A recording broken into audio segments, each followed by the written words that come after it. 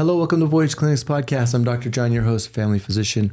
Our objective with our podcast is to bring health and wellness and education to our communities. Today is one of my favorite guests, Josh. I say that every time, but Josh really is one of my favorite people.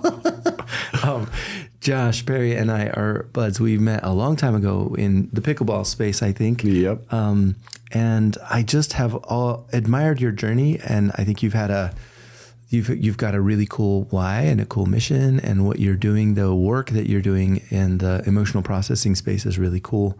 Give us a little bio. I'm sorry. I know you're a breathwork specialist, yes. But what's your background? Yeah, I actually have a degree in psychology. Get out of here. And then I was a web developer, so I wasn't actually using it. Nice. And so it's been, a lot of learning along the road. Okay. I feel like it's been street smart. Yeah. No, for sure. Learning so much on that. Just a healing journey of my own. Mm-hmm. And it's been so much, a lot of inner work, a lot of parts work, a lot of somatic guidance, coaching, a lot of nervous system understanding.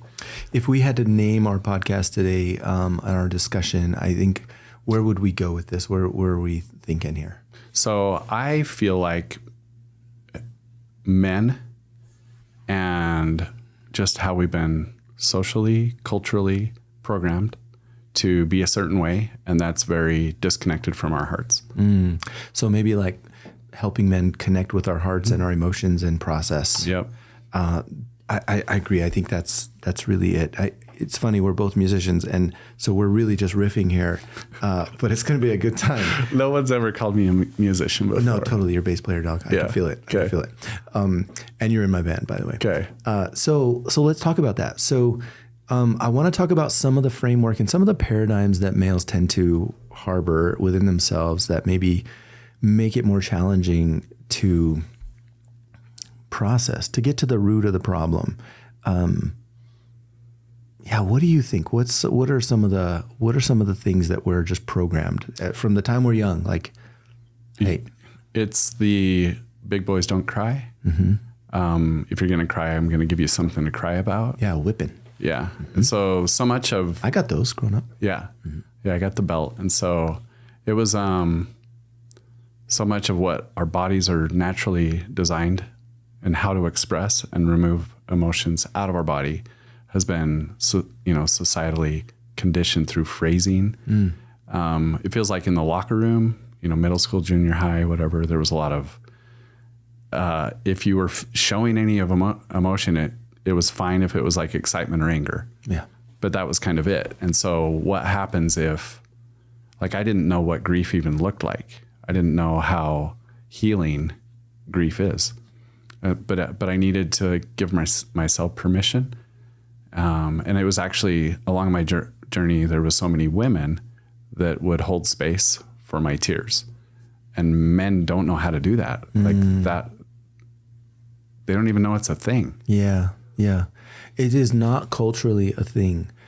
And I don't think it's an American phenomenon unique to America. I know I lived in Taiwan for a while, and they're very much not a thing. Mm-hmm. Yeah. Emotional validation and holding space and emotional processing, like you're just not, you just keep working, dog. Like keep working. Yeah. So maybe some of the expectations culturally contribute to this. It is so hard to disrupt that framework in ourselves. It was a couple of months ago. I don't know what happened, but once again, I found myself behaving like a 7th grader.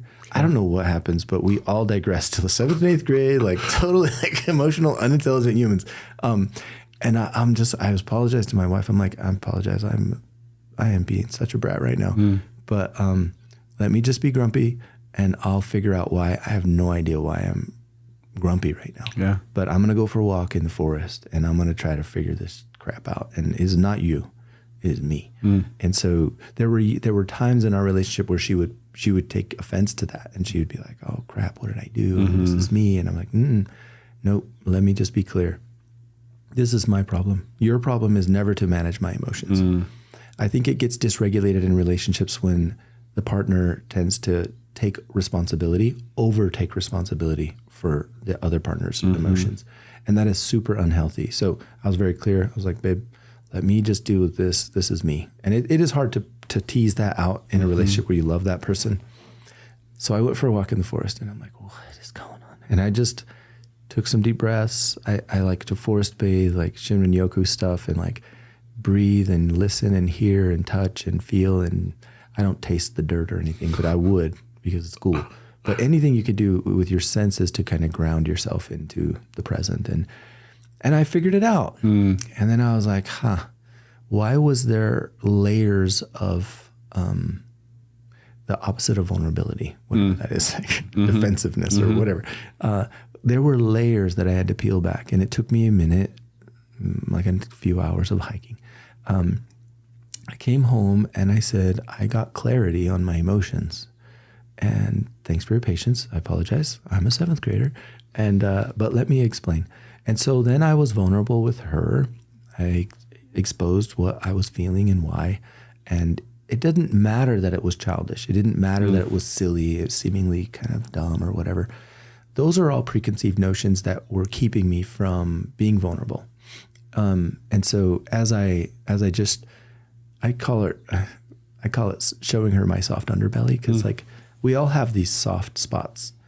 We just don't show them very much. We have a hard turtle shell too, and we don't show that. We show that most of the time, right? But then if you can just roll over every once in a while like a dog on its back and just kind of, here it is. I have a soft belly. If you want to rub it, it'd be great. You know, like, and so that's vulnerability. And so I showed her that, and she's kind to me. And so she cherished that. And so we worked through it, and it was great. But man, that's a journey. And I think it's because, and I had zero of that probably 5 years ago, right? I was on the grind. I was on the med school residency, work hard, provide for your family, you know, the grind. And growing up in a home where, like, sounds like kind of you and I both grew up in homes like this where there wasn't a lot of vulnerability, especially from our fathers, right? Like we were scared of them. I was scared of mine, and, you know, he's abusive and whatever and alcoholic and all that. But there was never vulnerability, almost never. And so it's not a trait that we learned. And there was definitely never emotional validation. And so those are skills that I'm like awakening to. Yeah. And it sounds like this is our objective to our podcast today is like, how can we awaken to a sense of both emotional intelligence personally, but then also vulnerability personally, and just do better at processing our emotions? Well, I think, so if I go back 10 years for me. Yeah. And I was married at the time, and I was sitting on the couch, and we were about to go on a date, and we were kind of exploring YouTube. There was a guy that was talking about internal things, like internal parts and feelings. And so we were about to go on a date, and I was like, what if we stay home and I try to do the thing where I access inside here? And she's like, oh yeah, like she was excited for it. And so I sat down, and she's like, tell me about when you were little, your childhood. And I had this moment where it was like my brain accessed it, and then I felt the pain, and it was in my gut. And I could feel it come up, and tears started to form. And then my brain took me to a joke. Yeah. And all of a sudden I was laughing, and my wife at the time witnessed this whole thing, you know, from her perspective, where the tears and then the laughter, and it's like, doesn't make sense. What just happened? Yeah. And I was like, and it wasn't like a conscious thing that I did that. It was something protecting me from accessing the hurt. And so I think that's what needs to become normalized, is that our body stores the pain. And that if we have nobody asking, like, what's going on? And this stood out to me a couple months ago, like the phrasing of that hurt my feelings.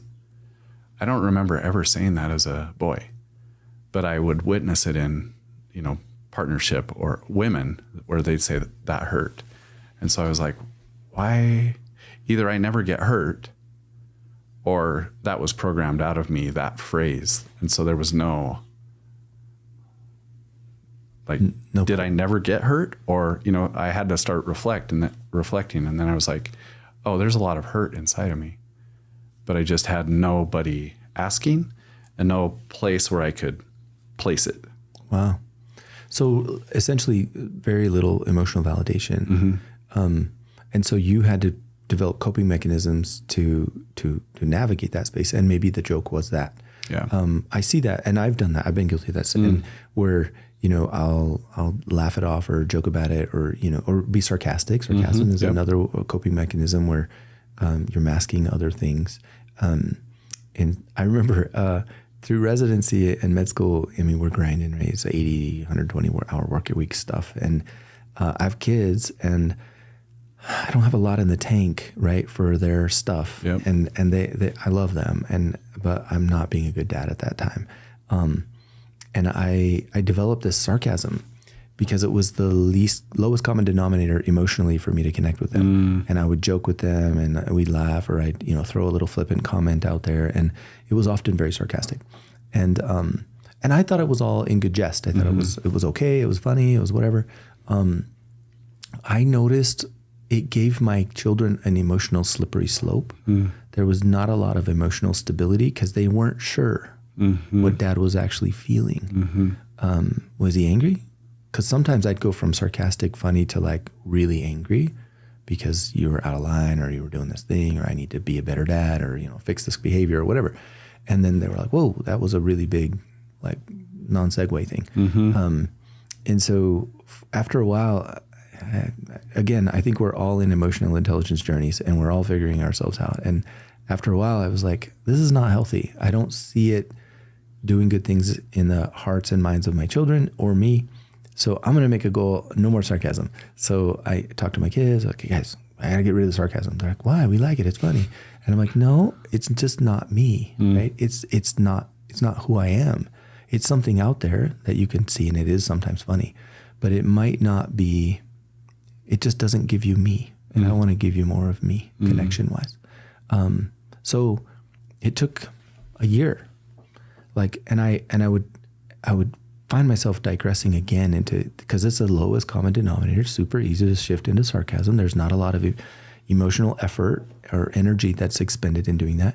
And so I had to constantly correct myself. And they're like, no, Dad, we like it. It was funny. I was like, no, that was not funny. It was a little funny, but we need to knock it off. And let's do more deliberate, intentional connecting.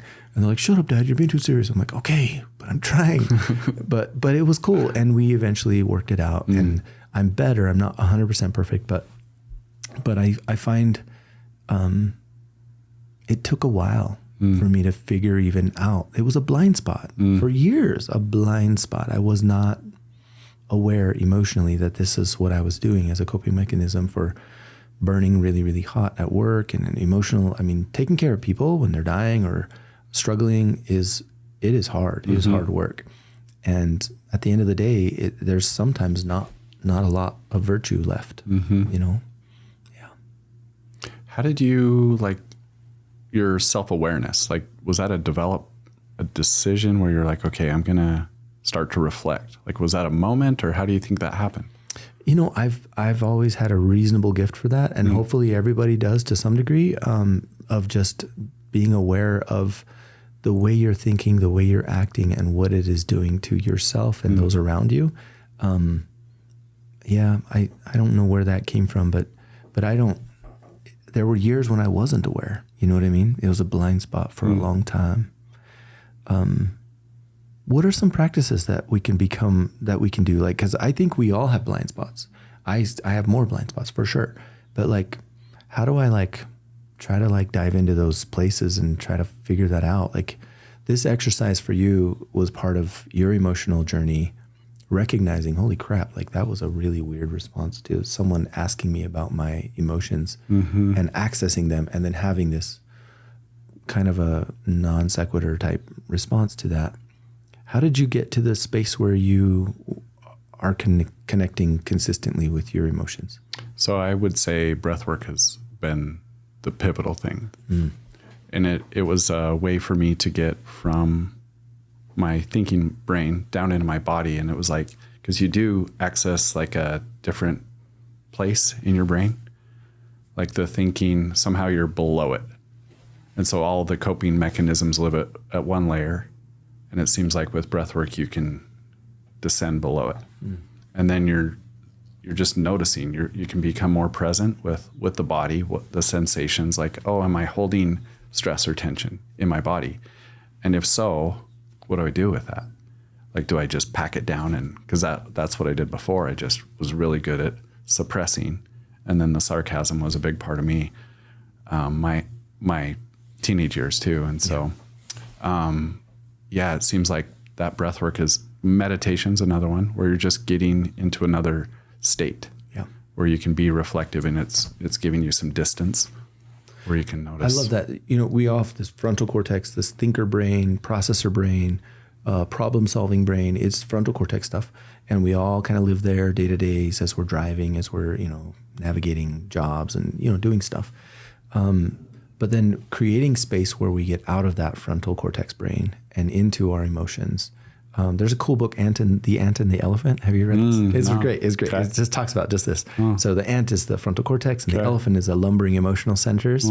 And finding balance between those two is really it's a really short book. It's really, I think it's for business people, but it's actually quite applicable to this conversation as well.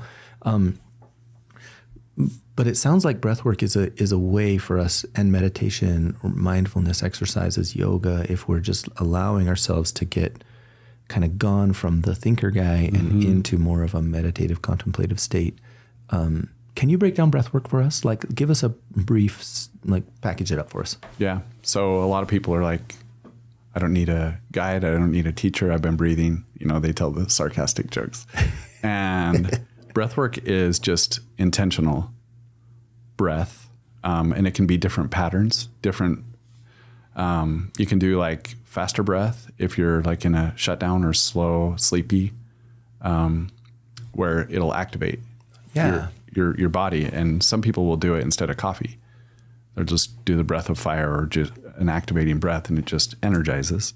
And then sometimes we're in that sympathetic state where we're too much energy, and you can soften the breath. And that's what I guided you through before the session. And it was just into the nose, out through the mouth. It was like 2 songs worth. And I'd love to hear if you want to share just what happened. It was maybe 8 minutes of into the nose, out through the mouth. And it's nice to have a facilitator to really bring in the guidance and the cueing, to say the soft phrases or the explorative invitations of notice, notice what's happening and notice that you're safe. Notice that there's a space in between all those thoughts. And so breath work is just intentional, carving out a time and a space where you're just focused on your breath. And I love to play music because for me, music is so emotive, and it allows my heart to open depending on the songs, right? Sure. Some of them are heavy primal beats, and, I can activate this new, this energy of power or protection or something, or you can bring in the cellos or the piano and if there's grief that needs to be released, maybe your heart opens. And so it's a way to really get out of the mind. And a lot of people talk about therapy being a top-down approach to healing. And that's where you're in the mind and you're top-down. And breath work is very bottom-up. So you go into the body, and that's what somatic therapy is. And EFT is actually kind of a mixture of both, where you're working with the mind and the body. So it's cool because Western culture, we're very much up here, and Eastern is kind of with the yoga. And so it feels like breath work is kind of a mixture of that as well, where you're dropping out of the mind and you're connecting to the body and you're starting to notice. But if you think about a man who has never dropped from here to here for decades, you don't know what you're going to find. And that can be the scariest thing. And I've had men in my spaces where, I'll do like a 5 or 10 minute spiel to just kind of outline what's going to happen. And as soon as I bring up emotions, I just notice their body just tense. And they're like, where's the door? I got to go. Yeah. So it's you need a lot of safety, emotional safety, but men don't know what that is. And on the podcast I host with my friend, she mentioned, I thought this was so profound. So if you think about women in our society, they are physically unsafe, that they going to their car, after the gym in the dark, they have to have keys in their hand and they're constantly looking behind their shoulder. Men don't think about that. We just get in our car. So we feel physically safe generally. But the inverse of emotionally, women have friends and they can talk emotions with their friends. But if you sit down with a guy, there's no emotional safety. We don't even know what that is. That feels like a threat to our nervous system. And that's where we get all walled off. And it is like nervous system work to soften into the body, and you need to really titrate it in a slow way. You can't just dump a bunch of men and say, talk about your emotions. They won't know what to do. Right. Wow. What an awesome, thank you for taking me through a breathwork session before this. I think it was really neat. I grew up in a rural setting and I spent a lot of time in nature, and these kinds of activities are very natural for me. Breathing and connecting and grounding and getting out of my head and all that. It was like going home for me. Okay. It was like very normal and very natural. We didn't like do any emotional processing. We just were more like just relaxing and kind of doing that. But I do see there's a space there and a vulnerability potentially to access some of that. When you're kind of out of frontal cortex brain, there's a lot of work that can be done exponentially, actually. The healing that you mentioned from therapy is cognitive behavioral therapy is like the foundation of a lot of it. And you're right, it is frontal cortex. How do you fix the way that you're thinking to fix the way that you're feeling? And so, what you believe, it'll change like XYZ. And it's actually great. There's some evidence there. It's pretty cool. I think there's newer schools of thought now that are maybe not even newer schools of thoughts, but other schools of thought that this also works beautifully. And it is also really important to access the ant and the elephant and to work with both of them, and to find that time and that space to create that. You mentioned the music thing. I'm a huge fan of music, and the different kinds of music, like you're right, they create different access points, and some create like deep emotions. And I'm like, whoa, what is going on? Is there science there? Like, do you know, like, is there like, I don't know. It's something that I've been curious about for a while. The science of music and our emotions. And I think it's applicable to these states. And we, in Voyage Clinics, we do ketamine sessions and things. And we often have a guided musical thing in the background as well. It's often very contemplative, very spa-esque, but we just pick stuff, We're not like, this one will definitely open the heart chakra. And this one. So I wonder if some of these other, I know that maybe the Eastern religions or things have some other, I'm not sure. Do you know much about the music space? So I know with the sound healing, like the singing bowls with the frequencies, I know there's some studies that are coming out with that. And there's a woman, she has a space in Lehigh, and she was sharing. So she has gongs and singing bowls and drums. And we were having a conversation, and she was talking about how the gong is the second most healing musical instrument in the world. What? And I was like, cool. What's the first? What do you think? The voice. Yeah. She said the voice. No way. She said the voice. And she said, I won't be able to get this all right, but she talked about how, because it's our voice, when we...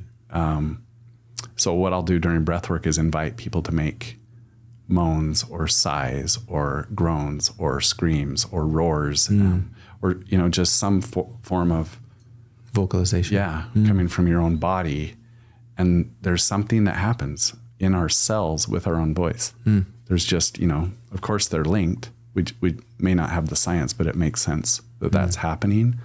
But what's so crazy, I love this story. So I was guiding breathwork for a dance studio, and there were like 35 young ladies between 7 and 17. And during my breath work, I'll invite people. They're generally women and they're generally adults. And so when I'm inviting them to make sounds, like their thoughts are like, hell no, I'll never do that. Like, right. I'm not going to do that. Right. And so when I invited these kids to teenagers, the 7-year-olds would do it. And they were like making these silly noises and they were going for it. And the teenagers were like looking over at the 7-year-olds and they're like, is it okay if I do that? Mm-hmm. And they permissioned, the 7-year-olds permissioned the teenagers, and then they started to do it. And then all these tears started to happen, and it was like healing happened. And it's so beautiful because we need someone to go first. Like there's that permissioning, the courage. Vulnerability. Once someone goes there, it's like, okay, I think I can do it. Mm. That's so cool. Yeah. That's so cool. Can you share with us a little bit about your journey and your healing journey with breathwork and how it's kind of shaped you and helped you? Yeah. So I grew up, I didn't know what shame was, but I just knew I didn't like myself. There was it lived in my body, and I didn't have words for it. And it was decades. And I was just like, I think I'm a piece of shit. I think I'm worthless. I don't believe I'm lovable. And so I just lived with that, but it was like unconscious, below the surface. Like I couldn't have articulated. There's no way I would have said that out loud.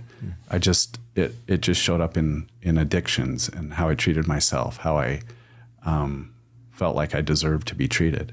And it showed up in relationships. And so in 2019 or so, I was like starting to research. I was Googling like, how do I fix Josh? And it, not literally, but it was, that's how it feels now, you know? And I was like, there was a lot of affirmations, journaling, becoming aware of the subconscious beliefs, and meditation kept showing up. And I went to Vegas actually to a meditation retreat for 3 days, and that helped a lot. But it was like changing up here, but I still didn't like myself, and it lived in my body. And so body keeps the score. Yeah, the right? body keeps the score. Totally. And so I kept like, okay, that kind of worked, but not fully. And so I would Google some more, and it was like, well, what about this? What about this? And I would try all these different modalities, and they were kind of helping, but not fully. And so meditation and breath work were usually in the Google search results would be lumped together. And I had never heard of this thing. And it just kept showing up. And so eventually I went to YouTube. I searched for breath work, found this 45-minute Wim Hof. Have you heard of him? Mm-mm.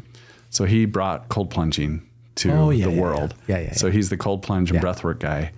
And so I laid down, push play on the YouTube, and he just says, deeply in, let it go. Deeply in, let it go. And so you're just keeping this in and out, in and out. And then he has you hold your breath after each round, and you do it for 45 minutes. And after that, my body was vibrating from the inside out. And I think it was so much oxygen in the blood cells that my body wasn't used to. And I was just like, what just happened? And then it was like, what else can this do? And so I kept doing it. And I had experiences where I had absolute peace. Like my mind was silent, soft. And I was like, there was just this basking. And then there were times where all this grief, this sobbing would happen. I was just like, how is my breath doing this? This doesn't make any sense. I've never heard of this. And so then I started researching programs to become a facilitator. The intention was for me to go through the program to heal. And I wasn't really focused on helping. But the more it's healed, I'm like, I bet other people are dealing with this too. And they may be trying to do meditation and it's helping, but it's not full, you know? And so hundreds of breathwork sessions later, like there's so much love inside my body, and there's so much awareness now of the pain that still exists. And so now I have this contrast, and I can feel it in my body. I can feel the love, and I can also feel the pain. Where before it was just so blurred and blended. Yeah. It just felt, I was numb, but I didn't. When you're numb, you don't know you're numb. Like when you go to the dentist and you're like, I got a shot, but is my Can't feel cheek it. there? Yeah. And so that's what it felt like in my body. And so if I were to walk up to somebody that hadn't felt emotions in decades and ask if they were numb, they wouldn't be the obvious answer. They would just be like, I don't know. How do I know? So breath work has been really just pivotal as I quiet my mind, close my eyes, set aside some time and breathe. And I'm just like, oh, there's so much anger or sadness or grief or resentment, hurt that lives in my body. And they talk about those emotions are energy. Like if you think about anger, it's an energy that wants to move out of the body to be expressed.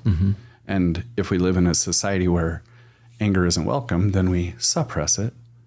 We keep it in. And so in what ways have we needed to keep things in for the good of society or to make a relationship work? I mean, it makes sense. It's not judgment. It's a wise part of us that does that. Yeah. But there's also so much loneliness and suicides, especially in men. And you and I know in our pickleball world that there's been many, and it's been men. Yeah. It's been men, and then we don't know what to do. And so there's been a few, like in January, there were 3. And I was like, okay, we've got to do something. Yeah. Like, let's stop just saying it's them. Right. Like, what the hell's actually going on here? Yeah.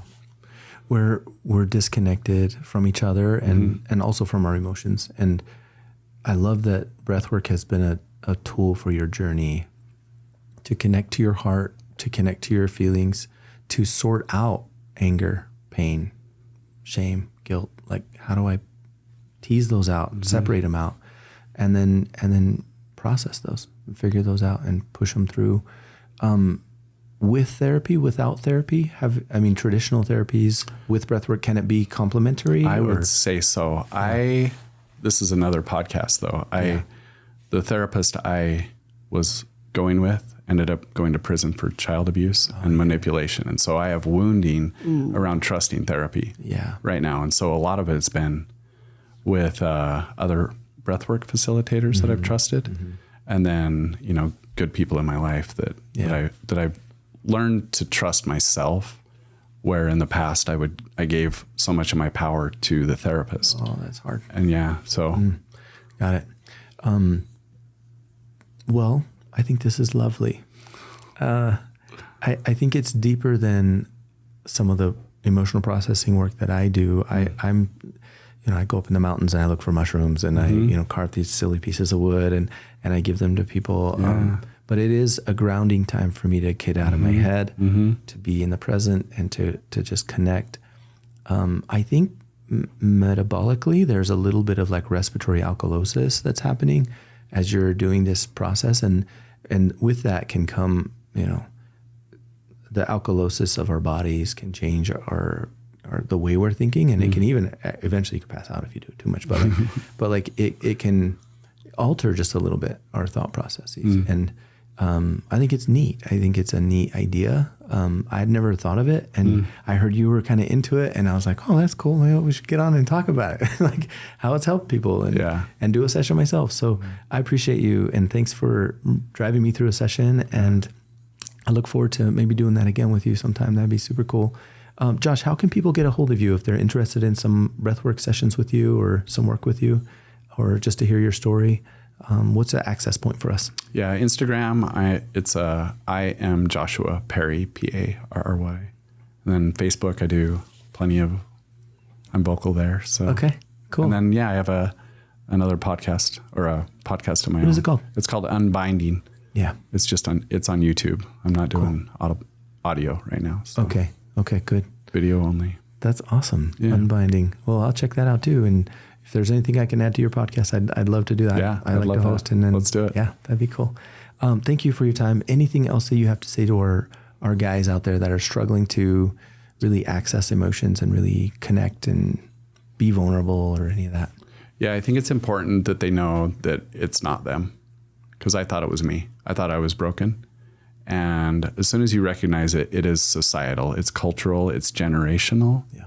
And that we just need spaces. Men need spaces to have their hearts be seen, to be able to share what it's like to be a man in this society. You know, it's hard. We're figuring it out. And I think I think so many of the generations before us that were strong and walled off, it was for a good reason. And now we're at a place where society needs our hearts. Totally. Especially now. There's so many distractions. There's so many disconnections. And it's just like the getting rid of sarcasm thing. My kids needed my heart, and I wasn't giving it to them, and I needed to do better. And so we can do better as men. Yeah, let's just access it. Cry a little. It's good. Yeah. It's cathartic. I get up in the mountains and I'm hunting mushrooms and I'm like, why am I sobbing? I'm like, well, because I'm feeling some stuff, and it's okay. And just let that come through you and hit you. And yeah, that's cool, man. Thank you so much. Thanks for being who you are, and thanks for your journey. You're a compassionate, awesome human. Thanks for having me. Yeah. Thanks. All right. Like and subscribe. You know what to do. Just kidding. But thank you. And thanks for tuning in. I hope you learned some cool stuff, guys. We just love people, Josh and I. And yeah, I hope you learned some cool stuff here and apply it to your lives. Thanks.